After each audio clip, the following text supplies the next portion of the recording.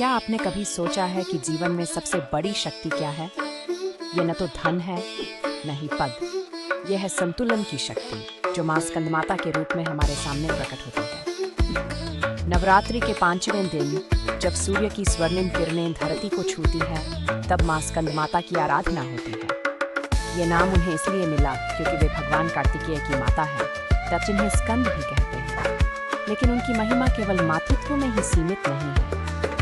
मां स्कंदमाता का रूप अद्भुत है। उनके 4 हाथ 4 दिशाओं का प्रतिनिधित्व करते हैं। 2 हाथों में वे कमल धारण करती हैं, जो पवित्रता और शांति का प्रतीक है। एक हाथ अभय मुद्रा में है, जो निर्भयता देता है, और चौथे हाथ से वे अपने पुत्र को सहारा देती है। ये संतुलन है शांति और शक्ति का, सुरक्षा और स्वतंत्रता का। मां स्कंदमाता सिन्हा पर विराजमान है। सिन्हा शक्ति और साहस का प्रतीक है, लेकिन मां की उपस्थिति में यह शक्ति नियंत्रित और संयमित है। यह हमें सिखाता है कि वास्तविक शक्ति वही है जो संयम के साथ प्रयोग हो। शास्त्रों में कहा गया है, यत्र नार्यस्तु पूजन्ते रमन्ते तत्र देवता। जहां नारी का सम्मान होता है, वहां देवता निवास करते हैं। मां स्कंदमाता इस सत्य की साक्षात मूर्ति है। कमल का फूल कीचड़ में खिलकर भी निर्मल रहता है। यही तो जीवन का सबसे बड़ा सबक है।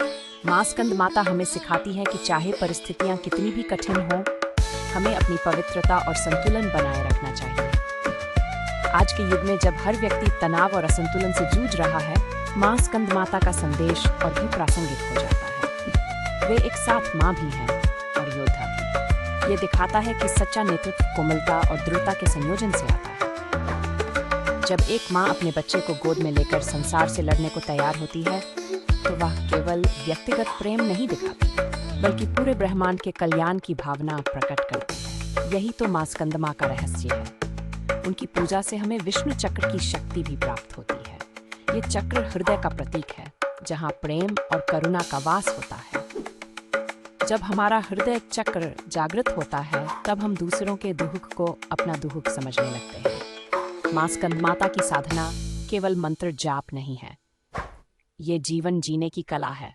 जैसे वे अपने बच्चे का पालन करते हुए भी योद्धा बनी रहती है, वैसे ही हमें भी जीवन की जिम्मेदारियों को निभाते हुए अपनी आध्यात्मिक शक्ति को बनाए रखना चाहिए। यही है मां स्कंदमाता का संतुलन का रहस्य, प्रेम में शक्ति और शक्ति में प्रेम का संयोजन। अगले एपिसोड में हम नवरात्रि के 6 दिन की देवी मां कात्यायनी की दिव्य कथा जानेंगे।